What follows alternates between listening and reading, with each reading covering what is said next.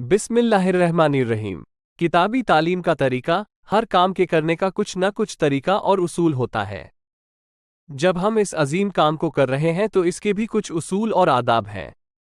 अगर हम इन उसूलों और आदाब को अपनाकर तालीम करेंगे तो तालीम का मज़ा आएगा और फ़ायदा भी होगा। अगर इन आदाब के खिलाफ हम तालीम करेंगे तो बजाय फ़ायदे के नुकसान का डर है।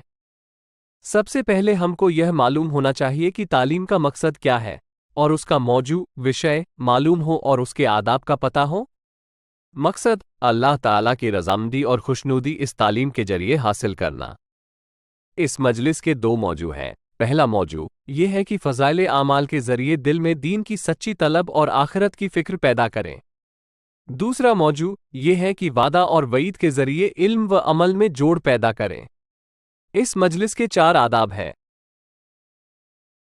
पहला अदब यह है कि कलाम और साहिब कलाम की अज़मत को दिल में लेकर सुने कि कलाम अल्लाह का है और साहिब कलाम हम तक पहुंचाने वाले हुजूर अक़दस सल्लल्लाहु अलैहि वसल्लम है, जिनकी इज्जत करना और गृहतिराम करना ज़रूरी है और यह बिल्कुल न देखें कि पढ़ने वाले कौन है। दूसरा अदब वह ये है कि तवज्जो और ध्यान के साथ हर एक बात को सुने। तीसरा अदब वह ये कि जो भी बातें तालीम के जरिए मालूम हो उस पर अमल करने की कोशिश करें।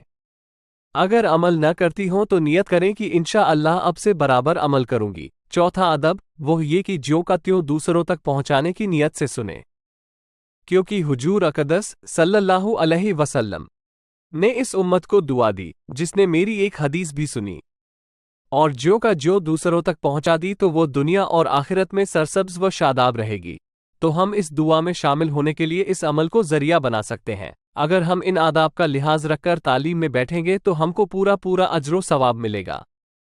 और इसके साथ साथ ये भी ख्याल रखें कि सब करीब होकर बैठे, वरना जो जगह दरमियान में होगी उसमें शैतान आकर बैठ जाएगा। सर पर दुपट्टा भी अच्छी तरह ओढ़ लें। जब किताबी तालीम हो रही हो उस वक्त तस्बीह भी ना पढ़ें, बल्कि खामोशी के साथ सुनना भी इबादत है। जब भी हुजूर अक़दस सल्लल्लाहु अलैहि वसल्लम का नाम मुबारक आए तो आहिस्ता से दुरूद शरीफ पढ़ लें, टेक लगाकर भी न बैठें। उज्ज हो तो कोई हर्ज नहीं। अल्लाह ताला सुनने वाले और सुनाने वाले सबको अमल की तौफीक अता फरमाए। आमीन।